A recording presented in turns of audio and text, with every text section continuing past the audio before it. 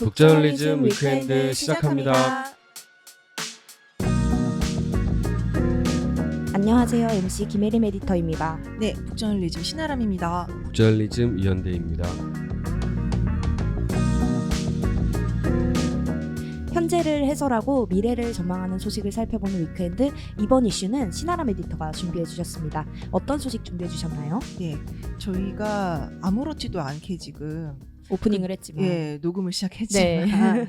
이번 주에 저희 특집을 마련했죠. 맞아요. 이 특집을 마련한 이유는 별게 아니고 애플 팟캐스트에서 저희를 메인 상단에 걸어주신다고 맞아요. 해서 감사한 일이죠. 일단 우리 박수부터 치고 갈까요? 네. 와! 네, 그래서 이번 주에는 AI 특집을 좀 마련을 했습니다. 그래서 제가 또 첫 타자더라고요. 그래서 고민을 했죠. 네. 어떻게 하면은 여러분께 AI에 관한 정말 피가 되고 살이 되는 이렇게 얘기하니까 굉장히 뭐 90년대 방송 같네요.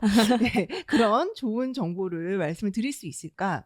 근데 사실 AI 기술이 어떻고 주가가 어떻고 이런 얘기보다 얘가 진짜 내 삶을 어떻게 바꿀 수 있을지에 대해서 얘기를 해보는 게 좋을 것 같아서요. 네. 여러분께서 AI에 관련해서 가장 궁금해 하실 만한 것으로 준비해 왔습니다. 저는. 뭘까요, 과연? AI가 돈이 될까? 안 될까? 아. 이게 제일 궁금한 거 아니겠어요? 나에게 돈을 벌어다 줄 것인지 AI가. 그쵸. 예. 아니 근데 제가 또 엔비디아로 3,000원 넣었다가 18,000원 번 사람으로서 아니 정말 이거는 정말 제가 거의 워렌 버핏이거든요. 아니 지금 정말 주식시장에서 이제 투자에 네. 정석을 보려면 네. 우리 김혜림 에디터를 봐야 된다. 맞습니다. 정말 수익률 몇 퍼센트? 수익률이 500%를 돌파했습니다. 와 정말 네. 축하드리고요. 그 18,000원 꼭 네. 값지게 죽을 때까지 갖고 있는 것으로. 네네네. 네. 그러셨으면 좋겠습니다. 네. 아니 그래서 제가 AI로 돈 번 사람 중 또 하나거든요. 부럽습니다. 이게 네네. 돈이 당연히 되지 않나요? 네, 그쵸. 근데 그거는 우리 혜림 MC처럼 그 선견 지명이 있었던 분들, 제때 들어가신 주주님들의 얘기고, 네. 이 AI가 대중화가 되고 있는 이 상황이 뭐 주주도 아니지만 나는 사실 뭐 코드 같은 거는 뭐 일도 짤 줄 모르지만 그런 나 같은 사람한테도 도움이 될까의 이야기입니다. 아니 근데 사실 쓸 수 있게 됐잖아요. 모두가 챗 GPT를 이제 좀 사용을 하게 되고 좀 네네. 대중화가 되면서 네. 그러면 사실상 좀 도움이 된다 이렇게 볼 수도 있는 거 아닌가요? 맞습니다. 도움이 됩니다. 근데 얼마나 제대로 된 도움이냐가 문제라는 거예요. 그러니까 무슨 얘기냐면은 제가 그 챗GPT한테 나 우울해서 빵 샀어 라고 했을 때 네네. 얼마나 얘가 나한테 공감을 해주는가 이것도 굉장한 도움이죠. 그쵸. 예, 내 주변에 거기에 대해서 뭐? 어쩌라고. 그러니까 얼어버리는 사람만 예. 주변에 있다면은 그런 마음일 때 챗GPT가 나에게 정말 커다란 도움이 될 수 있다. 근데 그거 말고 예를 들자면은 네. 내가 챗GPT를 잘 쓴다? 그랬더니 연봉 협상할 때 이번에 10% 올려줬다. 요건 어떠세요? 그건 엄청나게 구미가 당기죠. 그쵸? 예. 근데 정말 그렇다라는 겁니다. 자, AI 기술을 보유한 그 근로자의 초임 연봉이 AI 지식이 없는 사람들보다 최대 50% 더 높다라는 조사 결과가 나온 거예요. 네?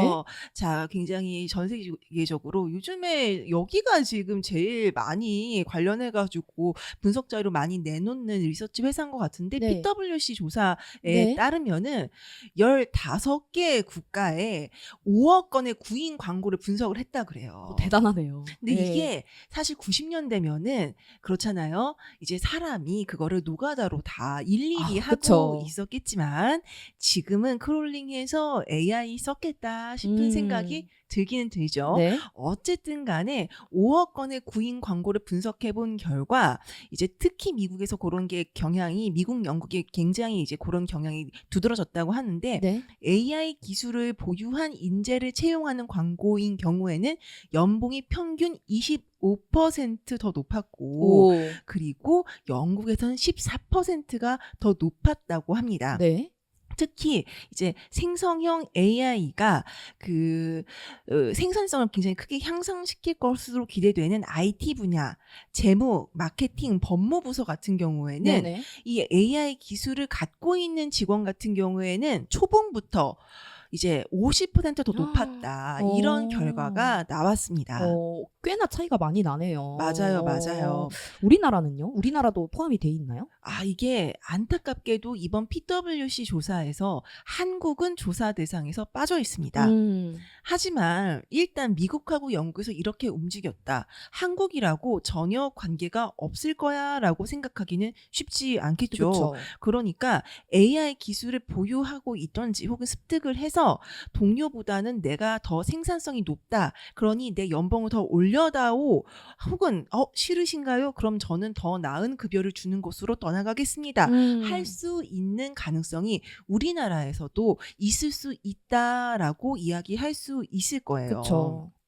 사실 이제 PwC가 조사를 한 결과에 따르면은 우리나라는 아직 조사를 못한 것 같지만 저는 이거 우리나라에서도 굉장히 비슷할 것 같은데요. 네. 이제 미국이나 영국 같은 곳에서는 공식적으로 회사 프로젝트에서 혹은 비공식적으로 직원들이 개인이 챗GPT 결제해서 쓰는 사람들 되게 많단 말이죠. 그쵸. 제 주변에도 웬만한 사람들은 다 써요. 심지어 오. 회사에서는 막아놨더라도 자기 휴대폰에 깔아서 아. 그렇게라도 몰래 쓰는 네. 그런 친구들까지 있을 정도니까요. 이게 그럴 수밖에 없는 게 특정 분야에선 정말 효율을 많이 올려주는 것 같거든요. 네네. 그래서 챗GPT나 퍼플렉시티 같은 계정을 자기가 따로 파서 그림자 IT라고 하더라고요. 요거를 네. 마치 조용한 퇴사처럼 그렇죠. 그림자로 남몰래 요거를 갖다가 이제 인공지능 쓰는. 네. 그렇게 인공지능을 쓰고 있는 요거 그림자 IT라는 이름으로 생성형 AI를 사용하고 있다는 거죠. 네. 그래서 이제 또 가장 또 여기에 관심 있어 하는 데가 마이크로소프트 아니겠어요? 그쵸. 그리고 링크드인도 이런 거 굉장히 관심 있어 하겠죠? 네. 요 두 회사에서 전 세계 3만 1,000여 명의 지식 근로자를 대상으로 해서 설문조사를 해봤더니 이 AI를 정말 잘 쓰는 사람들, 아주 그냥 꿀로 잘 쓰고 있다 하는 이런 AI 파워 유저들 같은 경우에는 주로 요걸 이용을 해서 나 생산성을 굉장히 많이 향상시켰어. 오. 그래서 그걸 이용해서 좀 내가 창의적인 능력을 발휘해야 되는 업무에 더 시간을 많이 쓸 수 있게 되었어. 그리하여 사실 나 경력상으로 꽤 좋은 기회를 가질 수 있게 되었어라고 오. 답변을 했다고 합니다. 그렇군요. 아니 근데 그 AI 기술로 생산성을 좀 이렇게 향상시킬 수 있는 직종들이 있다고 했잖아요. 네네네. 그게 좀 어떤 것들이에요? 예, 주로 미국 기준으로는요. 데이터베이스 개발자, 변호사, 그리고 영업 및 마케팅 관리자, 재무 분석가 등이라고 합니다. 이게 이렇게만 얘기하니까 조금 멀게 느껴질 수 있을 것 같은데요. 일단 데이터베이스를 만지는 사람들은 당연히 이거 너무 잘 쓸 것 같죠. 네. 그리고 변호사 같은 경우에는 그 수많은 판례들, 네, 사실 법률 사무소 같은 데 가보면은 그런 거 정리해 주시는 막내급 인턴분들이나 아니면은 네네. 막내급 변호사분들이 계시거든요. 그렇죠. 근데 이런 노력들을 AI가 좀 대신해 줄 수 있다면 굉장히 편하겠죠. 실제로 이거 제가 들은 사례입니다. 네. 저 아는 변호사 친구 중에 하나가 자기 그 동료 변호사분 중에 아는 변호사분이죠. 네네. 그러니까 뭐 같은 회사에 있거나 그런 건 아니고 그냥 아는 변호사분 중에 저작권법 쪽으로 전문으로 그것만 하시는 분이 있는데 이분이 그 저작권법의 특정 분야에 대해서 엄청나게 스페셜리티가 있는 분이라는 거예요. 네네. 그러니까 이분이 웬만한 우리나라의 그 좁은 분야의 저작권법 관련 소송 관련해서는 다 인불부를 했던지 알고 있든지 하다못해 남이 할 때 자문이라도 해줬다는 거죠. 네네. 그러니까 자료가 얼마나 많겠어요. 엄청 많죠. 그거를 갖다가 다 챗GPT한테 학습을 시켰대요. 오. 그리고서는 그래가지고 그걸 갖다가 쓰는데 예전에 비해서 예전 판례 찾아보고 뭐 정리하고 이런 그 시간이 엄청나게 줄어들었다는 거죠. 이 사람은 정말로 생산성을 확 향상을 시켰다. 그러네요. 그리고 우리가 마케팅 관리자, 재무 분석가 뭐 이런 얘기 했지만 실제로 증권사 애널리스트들 예전에 비해서는 그렇게까지 많이 필요하지 않아진 거 아니냐라는 얘기가 실제 여의도 증권사 중심으로 네. 나오고 있습니다. 그렇군요. 근데 제가 아무리 이제 엔비디아로 그렇게 수익을 봤다 해도 네네. 애널리스트 할 생각은 없거든요. 그쵸. 예, 저는 이제 글 쓰고 뭐 네. 책 편집하고 이런 네네. 사람이니까 저가 하는 일도 이런 네. AI가 좀 생산성 높여줄 수 있을까요? 그죠. 나 변호사도 아니고 그쵸. 여의도에서 억대 연봉 받는 애널리스트 아닌데 요거 좀 먼 얘기 아니야? 라고 생각할 수 있잖아요. 근데 그게 그렇지가 않습니다. 여러분이 계시는 모든 장소에서 컴퓨터를 이용해서 뭔가 일을 하고 있다면은 무조건 이렇게 그 AI가 영향을 미칠 수 있다라고 보시면 좋을 것 같아요. 네. 왜냐면은요. 우리 글 쓰는 작업하는 나한테도 라는 말씀 방금 우리 해림 에디터가 주셨잖아요. 네. 2024년 퓰리처상 받은 네네. 기사들 중에 2건이 AI 사용해서 프로젝트 한 겁니다. 상을 받았다고요, 근데? 네. 자존심 상해. 그러니까. 그러니까. 근데 이제 요거를 갖다가 어떻게 이용할 것인지를 잘 결정하는 게 이제 중요할 것 같은데요. 네네. 당연한 얘기지만 퓰리처상 받은 기사를 AI한테 써달라고 한 건 아닙니다. 네. 2024년부터 퓰리처상에서 AI 사용 여부를 응모작 출품할 때에 공개하도록 한 거예요. 그 얘기는 무슨 얘기냐? AI 써도 출품할 수 있게끔 허락해주겠다. 뒤집어 말하면 그거거든요. 네네. 그래가지고 이제 상을 그 중에서 2개를 AI 쓴 거를 줬는데 첫 번째 게 뭐냐면은 시카고의 실종이라는 프로젝트예요. 요거는 굉장히 작은 지역 언론사, B형이 지역 언론사가 경찰 그 자료를 갖다가 그 AI를 이용해서 분석을 해가지고 실제로 실종자를 처리하는 과정에서 인종이나 소득 수준 이런 거에 따라서 경찰이 부당하게 대응했다라는 거를 데이터 분석을 해가지고 알아냈어요. 야, 이건 최고네요. 그죠? 근데 이거 옛날 같으면은 큰 언론사에서 거의 모든 기자들이 싹 다 붙어서 그쵸. 심지어는 그걸 위해서 그 프로젝트를 위해서 알바까지 고용해서 해야만 했던 일인데 이 비영리 언론사가 아주 조그만한 비영리 언론사가 AI를 사용해서 이런 걸 해내서 상을 받을 수 있었다.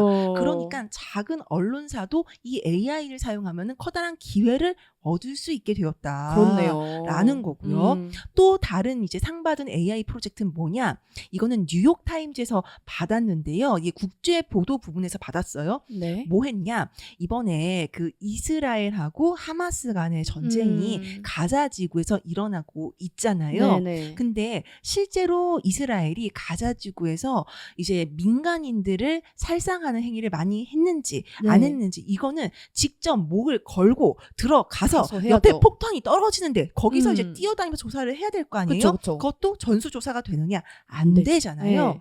그걸 갖다가 인공위성 그 사진을 가지고요. 분석을 시켜가지고 실제로 민간인에게 위협이 된 대형 폭탄 사용이 있었는지 영상 이미지 분석을 AI한테 시켜가지고 해낸 거예요. 와. 이거는 사실 진짜 그쵸? 못하는 일인데. 못하는 일이죠. 근데 이걸 가지고 있으면 얼마나 좋은 전쟁에 관한 글을 쓸 수 있을 것인가. 데이터가 힘이네요. 진짜. 맞습니다. 이거를 할 수 있느냐 없느냐에 따라서 기사의 질이 달라지는 거죠. 그래서 사실 우리가 어디에 있던지 AI 기술을 쓸 수 있느냐 없느냐에 따라서 우리의 퍼포먼스가 달라지는 거는 분야를 막론하고 그렇게 되고 있다라는 겁니다. 네. 그렇군요.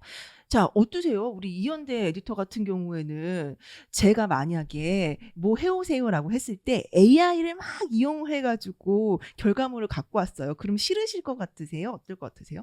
뭐 전혀 싫지 않죠. 결과물만 네. 훌륭하면 되는 거니까. 네네. 그래서 그건 전혀 싫을 것 같지 않고 네. 이제 아까 그 신아람 에디터가 그 PC를 활용한 어떤 업무라면 이제 AI를 어느 직군이건 활용해야 한다. 이런 취지로 말씀해 주셨는데 그 PC를 사용하지 않는 직군도 AI가 중요할 것 같아요. 그러니까 예를 들면 어떤 걸까요? 일은 아니지만 하나의 에피소드가 있어요. 지난주에 제가 겪은 일인데 저희 동네에 그 클로바 잎들이 쫙 펼쳐져 있는 풀밭이 있거든요. 네. 근데 거기에서 이 챗GPT 그 사진 기능을 이용해가지고 사진을 찍은 다음에 네. 여기서 네잎클로버 찾아줘. 이랬더니 좌표로 뭐 0에 150 어디에 와. 있습니다. 그리고 그 좌표가 어딘지를 알 수가 없잖아요. 저는 어느 시점부터 그 좌표를 찍은 건지를 모르니까. 그래서 야, 숫자로 말하지 말고 점을 좀 찍어봐봐. 그랬더니 빨간 점으로 찍어준 진짜 거예요. 찍어줬어요? 예, 그리고 거기를 뒤졌더니 정말 5초 만에 찾았어요. 행운도 GPT가 찾아주네요. 이제. 그러니까 아니 와. 그래서 이게 아. 일은 아니지만 예를 들어 네. 네잎클로버를 뭐 한 장에 1,000원에 네. 파는 사람 판매하는 사람이라면 음. 그거 일일이 이렇게 하는 게 아니라 그냥 챗GPT로 야 찾아줘 네네네. 하면 되는 거죠. 그래서 그렇죠. 이제 좀 확대 해석하자면 이게 PC를 사용하는 업무뿐만 아니라 다른 업무에서도 이런 생성형 AI를 이용할 수 있겠다. 아, 그렇네요. 정말 그럴 수 있겠네요. PC를 사용하지 않고 사실 AI하고 전혀 관계 없어 보이는데도 PC를 넘어서 이런 AI 디바이스, 지금은 휴대폰이겠죠. 예, 그런 것들이 적극적으로 도입이 되는 계기가 될 수도 오. 있겠네요. 그러니까 이게 뭐 더 나아가자면 이게 가능할지는 모르겠지만 네. 산에 사진들을 막 찍은 다음에 야 산삼 좀 찾아줘. 어머. 그것도 그러니까 이론적으로는 가능하죠. 아주 아. 고해상도의 사진으로 이게 나온다면. 이제 신 받다가 그러니까. 정말 그러네요. 흔해질 수 있겠네요. 그러네요. 하지만 저는 사실 말씀을 듣고 사실 곁다리 생각이 들었던 게, 아, 그런 건 금지해야겠다. 그러다가 우리나라에서 산삼 멸종된다. 산삼이 사라지는. 네. 네, 그런 생태계 교란을 막아야 될 테니까요. 네. 아, 그렇군요. 진짜 신기하네요. 네네. 아, 근데 이제 여기까지 들으니까 정말 AI 기술을 우리가 정말 일하는데 잘 써야겠다 이런 생각은 이제 좀 설득이 되셨을 것 같아요. 네네. 근데 네. AI 기술? 네. AI 기술? 제가 코드를 짤 수는 없잖아요. 그쵸. 그리고 뭐 챗 GPT 만들 수도 없고. 그쵸. 예. 그리고 뭐 요즘 뭐 쉬워졌다고 해도 네. 그런 거 막 개인화하고 이런 게 쉬운 일이 아닌데. 네네네. 뭐가 그래서 있을까요? 네. 우리 해리맴 씨처럼 생각하는 사람들이 참 많아요. 네. 그래서 요즘에 뭐가 흥하고 있냐? 프롬프트 엔지니어링 강의가 진짜 잘 팔리고 있습니다. 아, 그러니까 뭐 어떻게 써야 얘가 최고의 어떤 결과물을 내느냐 이거를 네. 이제 알려주는. 맞아요. 사실 그런 강의 보면요, 뭐랑 많이 묶어가지고 팔고 있냐면요, 노션 활용하고 챗GPT 활용하고 묶어가지고 당신의 생산성을 높일 수 있게 해주겠다. 네네. 이런 것도 있고요. 개발자를 위한 챗GPT 활용법 뭐 이런 것도 있고, 이 프롬프트 엔지니어링 이 강의가 정말 많고, 심지어 이거 자격증도 생겼습니다. 아, 그래요? 네. 뭐 딸 수 있어요? 누구나? 아, 누구나 딸 수 있고요. 오. 근데 사실 저는 그걸 보면서 이 챗GPT 자격증이 생겼다라는 거를 보면서, 이 챗GPT 자격증은 아니죠. 아, 그쵸. 예, 그렇게 얘기하면 안 돼요. 큰일 날 뻔했네요. 프롬프트 엔지니어링 자격증이 생겼다라는 걸 보면서 이런 생각을 했어요. 거기서 중요하게 가르치고 있는 것들 내용을 조금 보면요, 뭔가 이제 그 프롬프트를 넣을 때 쉼표 같은 걸 이용해서 명확하게 이것과 이것의 개념을 뭐 구분해 줘야 된다. 뭐 이런 것들이 주요 내용 중에 들어가 있거든요. 아, 근데 그걸 보면서 떠오른 자격증이 하나 있었습니다. 네네. 인터넷 정보 검색사 자격증이라는 게 있어요. 이거 뭐 검색왕 이런 거 찾는 건가요? 맞습니다. 아. 2005년도에 이런 기사가 났었습니다. 구직자 35% 인터넷 정보 검색사 자격 취득 후회. 후회한다. 후회한다. 구직자들이 각종 IT 자격증, 그 당시만 해도 아유, 난리죠. IT 자격증을 못 따면 무슨 취직을 다 못 하는 줄 알았어요. 그래서 워드 프로세서 자격증 이런 게 되게 중요한 그 자료라고 막 자격증이라고 하고 막 그랬었거든요.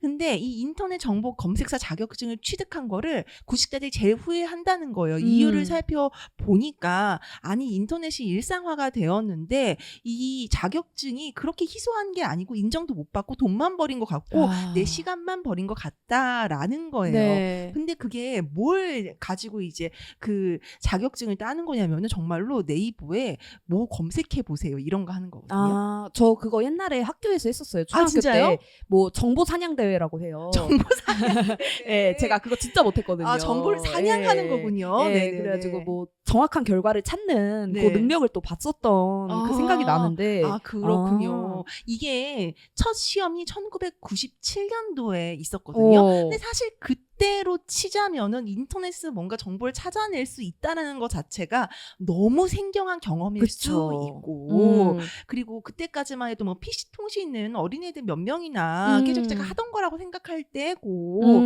그러니까 그때는 그럴 수 있었다고 생각해요. 근데 네. 97년에서 2005년까지 정말 8년밖에 빠르게. 안 되잖아요. 그 사이에 모든 사람이 상식적으로 내가 원하는 정보를 네이버에 검색한다? 누가 더 빨리 찾을 수는 있겠죠. 네. 근데 그거를 못하는 사람은 사실 거의 없어졌다고 할 수 있어요. 사실 지금 같으면은요.